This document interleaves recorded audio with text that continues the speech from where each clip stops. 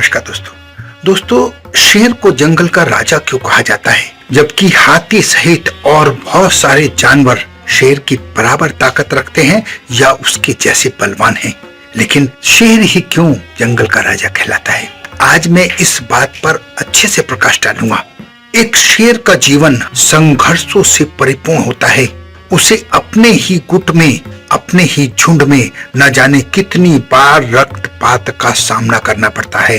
जंगल का ये नियम है कि जो बलवान है वही जीतता है, बलवान का शासन चलता है, ये बात सर्वविदित है।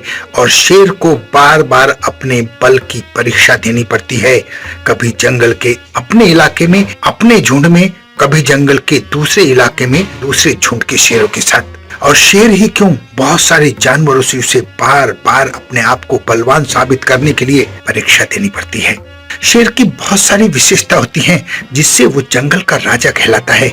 नंबर 1, शेर से जुड़ी सबसे प्रभावशाली बात उसकी आवाज में है। शेर की एक दहाड़ 8 किलोमीटर दूर तक सुनी जा सकती है और इस दहाड़ के आगे कोई भी नहीं टिक सकता। नंबर 2, शेर की गर्दन पर ऐसे घने बाल होते हैं जैसे राजा का मुकुट हो। ये बात उसको दूसरे जानवरों से अलग खड़ा करती है।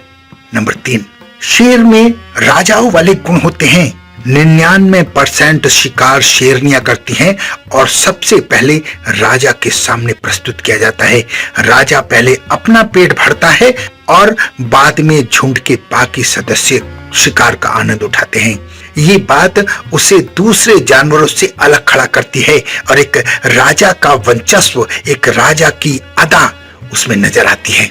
राजा की तरह शेर भी अपने झुंड को दिशा निर्देश देता है और राजा शेर हमेशा आराम करता रहता है।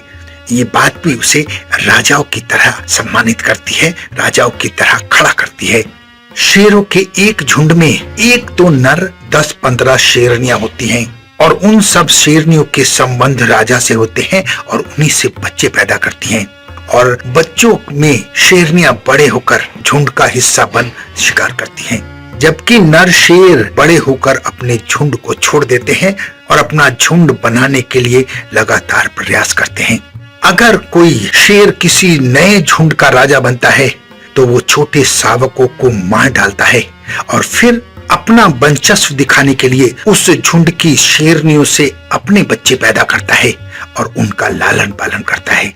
वो शेरनियों को गर्भवती कर नई संतानें उत्पन्न करता है, लेकिन पहले से ही मौजूद झुंड के शावक उसे बिल्कुल पसंद नहीं आते, क्योंकि वो एक स्वतंत्र राज्य की स्थापना करने का मादा रखता है।